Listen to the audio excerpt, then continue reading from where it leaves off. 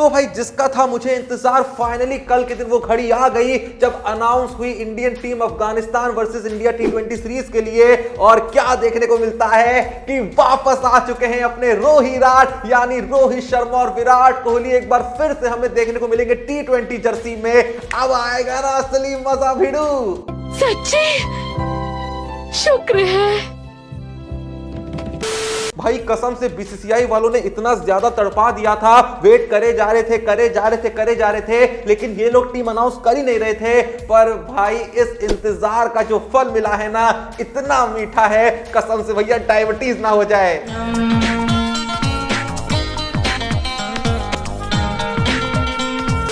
तो कुल मिला के यहाँ पे बीसीसीआई की पहली प्रायोरिटी भी रिवील हो गई है कि कैप्टन तो ये लोग रोहित शर्मा को ही बनाना चाहते हैं, क्योंकि कुछ लोग कह रहे थे कि शायद रोहित शर्मा के बारे में ना सोचा जाए, कुछ लोग कह रहे थे कि शायद यहाँ पे विराट कोहली के बारे में भी ना सोचा जाए।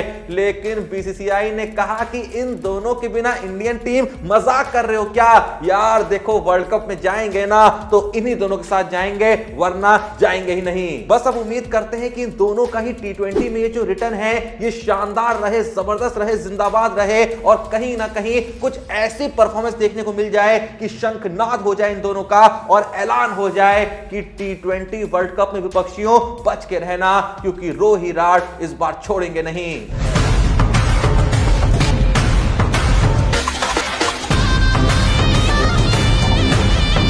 पर देखो, जहां इस T20 टीम में रोहित शर्मा और विराट के लौटने से बहुत ज्यादा खुशी हो रही है, तो वहीं पे कुछ नाम इस टीम से ऐसे गायब करे गए हैं और कुछ नामों को ऐसे शामिल करा गया है कि एक तरफ बहुत ज्यादा डिसअपॉइंटमेंट भी है, दुख भी है, तो दूसरी तरफ भैया फिर से खुशी का ठिकाना नहीं रह रहा है। क्योंकि बताता हूं क्योंकि के आगे मैं क्या बोलने वाला हूं, लेकिन उससे पहले भाई जल्दी से जाके डिस्क्रिप्शन और पिन कमेंट में दिए हुए लिंक से क्या करना है, क्रिकेट एनालिस्ट प्रिया के टेलीग्राम चैनल को ज्वाइन कर लेना है। आज के दिन होने हैं 4 मैचेस, जल्दी से जाओ भैया, लिंक है डिस्क्रिप्शन में, क्लिक करके ज्वाइन कर लो टेलीग्राम चैनल। प्रेडिक्शंस वहां से सारी उठा लो आज के मैच की और फटाक से अपनी फैंटेसी टीम बना लो।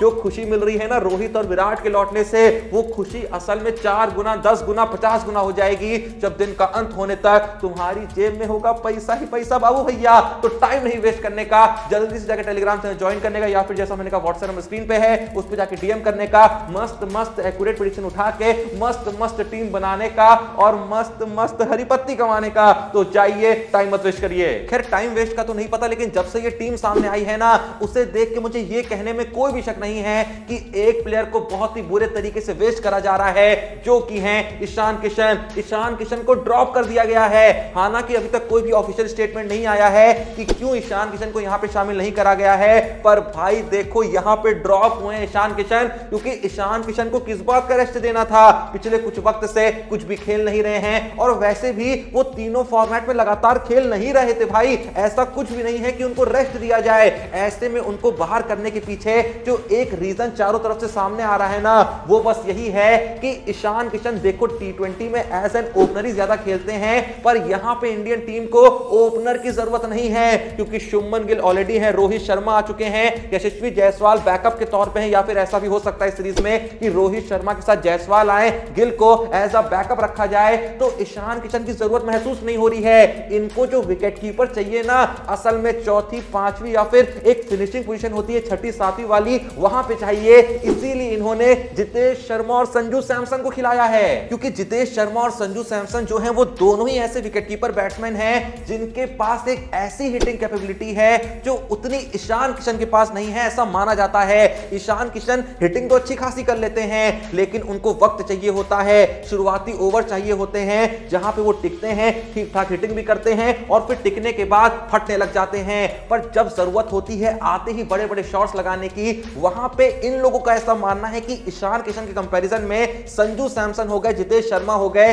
ये लोग ऐसी ज्यादा काबिलियत रखते हैं कि आते ही लंबे लंबे शॉट्स लगा लें। इसीलिए कहीं ना कहीं एक क्लियर स्टेटमेंट दे दिया गया है इस टीम को सबके सामने जारी करके कि भाई ईशान किशन के बारे में अब ज्यादा सोचना नहीं चाहिए। ईशान किशन फिलहाल T20 वर्ल्ड कप के प्लान्स में नहीं है, जब तक कुछ अलग ही धमाका ईशान किशन ना कर दें या फिर ऊपर कोई बंदा इंजर्ड वगैरह ना हो जाए। उम्मीद करते हैं ना हो, लेकिन ईशान किशन मेरे हिसाब से अब तभी ही T20 वर्ल्ड कप में जा सकते हैं, क्योंकि यहां पे वो क्लियर कहना चाह रहे हैं भाई हमें ऐसा विकेट कीपर बैट्समैन चाहिए जो नीचे आके लंबे लंबे छक्के लगा सके, लंबे लंबे शॉट्स लगा सके और उसे टिकने के वक्त की कोई जरूरत महसूस ना हो। तो इसीलिए जितेश शर्मा और संजू सैमसन इस टीम में शामिल करे गए हैं। अब वक्त ही बताएगा कि कौन यहां पे आगे जा पाता है। क्या संजू सैमसन ऐसा कुछ धमाका इस सीरीज में करते हैं कि आगे उनके बारे में सोचा जाए, या फिर जितेश शर्मा ऐसा कुछ कमाल करते हैं कि T20 वर्ल्ड कप तक ही पहुंच जाएं। फिर आप में से कौन यहां पे सहमत है ईशान किशन को बाहर करने से,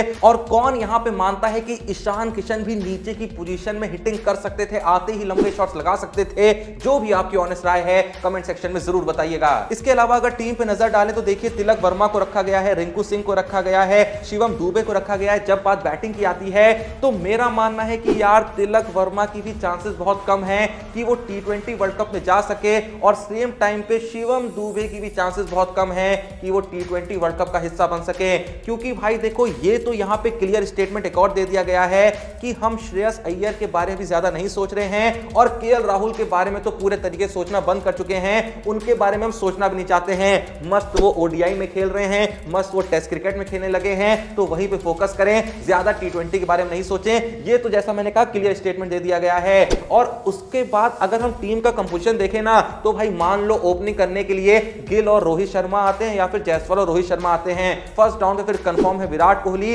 अब चौथे नंबर का यहां पे प्लेयर चाहिए, तो भाई देखो रिंकू सिंह की जो सीट है ना वो लगभग कंफर्म है। अब मान लो चौथे नंबर पे रिंकू सिंह आ जा रहे हैं, ऊपर नीचे पोजीशन कर लेना। उसके बाद पांचवें नंबर पे हार्दिक पांड्या खेलेंगे एक बार, जैसे ही टीम में रिटर्न करेंगे, जैसे ही फिट हो जाएंगे। उसके बाद छठे नंबर पे जितेश या संजू जो भी होगा भाई विकेट कीपर होगा, क्योंकि अभी तक जितने भी नाम लिए गए हैं उनमें कोई भी विकेट कीपर नहीं है। तो छठे नंबर पे जब आपका विकेट कीपर आ गया, अब ऐसा मान लो कि छठे पे आपके रिंकू आ गए, जो विकेट कीपर था वो चौथे पे आ सकता है, या चौथे पे हार्दिक पांड्या आ सकते हैं, विकेट कीपर जो है वो पांचवें पे आ सकता है। तो टॉप 6 पोजीशन तो ये हो गई। फिर बात जब 7 पोजीशन की आएगी तो वहां से आपके चढ़े आना शुरू हो जाते हैं। तो ऐसे में किसी और की जगह बनी नहीं रही है।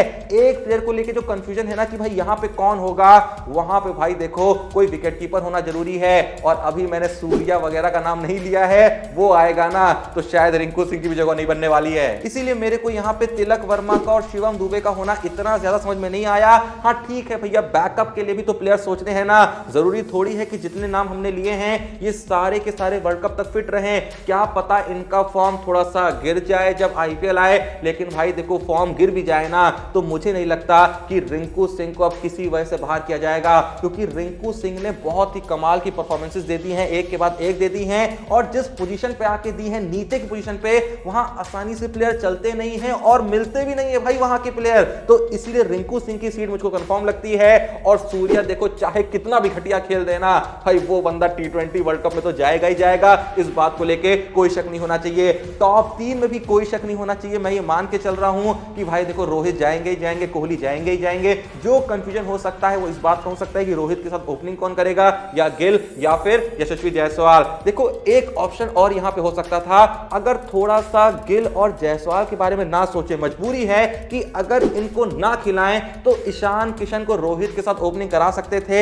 इस तरीके से हमें एक विकेट कीपर मिल जाता टॉप पोजीशन पे, और ईशान किशन शायद बहुत हद तक गिल जैसा काम कर सकते हैं, जरूरत पड़े जायसवाल वाला भी कर सकते हैं। अगर ये लोग ऐसा सोचे तो नीचे रिंकू सिंह की जगह बन जाती। मतलब कंपोजिशन देखो कैसा होता, रोहित के साथ किशन आते, उसके बाद फर्स्ट डाउन पे कोहली आ जाते, चौथे नंबर पे सूर्या आ जाते, पांचवें नंबर पे रिंकू सिंह या फिर हार्दिक पांड्या आ जाते, फिर छठे नंबर पे मान लो पांचवें पे अगर हार्दिक आ गए हैं तो छठे पे रिंकू आ जाते, सातवें पे जडेजा आ जाते। अगर अक्षर पटेल को ज्यादा फॉर्म में लगे तो वो भी आ सकते थे। लेकिन देखो यहाँ पे जो जडेजा को शामिल नहीं करा गया है ना टीम में इस बार अफगानिस्तान सीरीज के लिए, तो इसके पीछे ये मतलब नहीं है कि जडेजा इनको पसंद नहीं आ रहे हैं या फिर इनको ड्रॉप करा गया है। जडेजा को रेस्ट दिया गया है, ये क्लियर बात सामने आ चुकी है, क्योंकि भाई लगातार खेल रहे हैं। इसके बाद इंग्लैंड सीरीज है, वहां पे 5 टेस्ट मैच में उनको खेलना ही खेलना है। इंडिया में सीरीज होनी है, जडेजा का इंडिया में क्या रोल होता है टेस्ट क्रिकेट में हम सब जानते ही हैं, तो इसलिए जडेजा यहां नहीं है, वरना जडेजा मेरे हिसाब से अक्षर पटेल से बेटर ही चॉइस है। तो ये तो देखो बात थी बैटिंग की। अगर बॉलिंग पे नजर डालें तो भाई देखो जिन पेसर्स को शामिल करा गया है,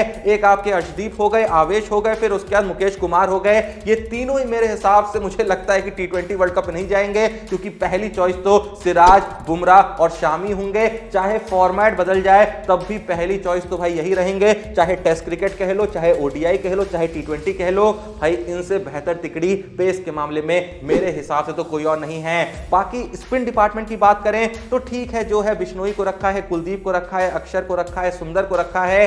सुंदर ने पिछले मैच में थोड़ा सा अच्छा कर दिया था इसलिए रखा है, लेकिन मेरे हिसाब से वो प्लेइंग 11 का हिस्सा बने टी20 वर्ल्ड कप में बहुत ही मुश्किल है, क्योंकि कुलदीप आपके खेलेंगे ही खेलेंगे और अक्षर या जडेजा में से एक स्पिनर खेलेगा ही खेलेगा। तीसरा अगर खिलाना भी होगा ना तो भाई बिश्नोई ज्यादा बेहतर ऑप्शन है।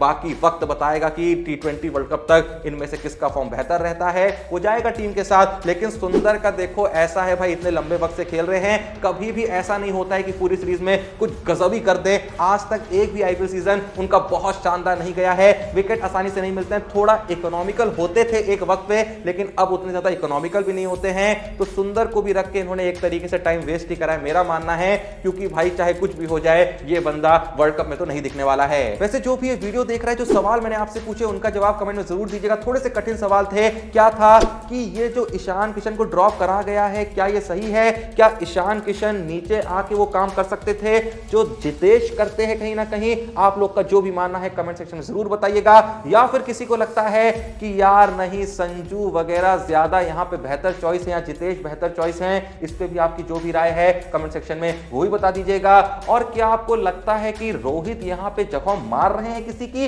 या फिर वो डिजर्व करते हैं टी20 में भी? यार इस पे भी जो आपका कहना है वो भी आप कमेंट में बता दीजिएगा। और उसके अलावा रोहित के साथ यहाँ पे क्या ईशान किशन को ओपनिंग कराना, क्या ये खराब चॉइस है? क्या गिल को और जायसवाल को ड्रॉप करके उनको बेंच पे बैठा के एक विकेटकीपर बैट्समैन के रूप में ईशान किशन को ओपनिंग करा के रोहित के साथ, क्या ये चाल अच्छी नहीं होगी या फिर अच्छी होगी? इस पे भी आपका जो भी कहना है कमेंट सेक्शन में जरूर बताइएगा। मतलब सिंपल शब्दों में भाई टी20 वर्ल्ड कप के लिए तुम्हारी टॉप 7 चॉइसेस क्या होंगी बैटिंग में? बॉलिंग में तो जैसा मैंने कहा कि लगभग कंफर्म है, 3 पेसर आपके जो रहेंगे चॉइसेस के, वो सिराज होंगे, बुमराह होंगे, शामी होंगे, उनके साथ में कुलदीप देखने को मिल जाए, कभी बिश्नोई देखने को मिल जाए, कभी जडेजा, अक्षर वगैरह। वहां पे इतना सोचने वाली बात नहीं है, लेकिन बैटिंग भाई बताना तुम क्या सोच रहे हो? मेरे हिसाब जैसा मैंने कहा भाई, मैं ओपनिंग कराऊंगा रोहित से। उनके साथ में अगर ईशान किशन अच्छा खासा खेल रहे हैं ना, तो मैं कहूंगा भाई तू ही ओपनिंग कर ले। फर्स्ट डाउन पे कोहली को खिलाऊंगा, चौथे पे सूर्या को खिलाऊंगा, 5वें पे पांड्या को खिलाऊंगा, जडेजा को मैं 7वें पे रखूंगा, 6ठे पे मैं रिंकू सिंह को उतार दूंगा। तो ये मेरी टॉप 7 चॉइसेस रहेंगी। आप लोग का जो भी मानना है कमेंट सेक्शन में जैसा मैंने कहा बता दीजिएगा। और जल्दी से जाकर डिस्क्रिप्शन और पिन कमेंट में दिए हुए लिंक से क्रिकेट एनालिस्ट प्रिया के टेलीग्राम चैनल को भी ज्वाइन कर लीजिएगा, क्योंकि भाई आज के मैचेस में टीम बना के पैसा कमाना है ना, तो जल्दी जाओ भाई, हम तो बना रहे हैं, तुमको बता रहे हैं, जल्दी जाइए। वीडियो पसंद आई लाइक करिए, चैनल को सब्सक्राइब करिए। मिलते हैं नेक्स्ट वीडियो में, तब तक के लिए जय हिंद, धन्यवाद।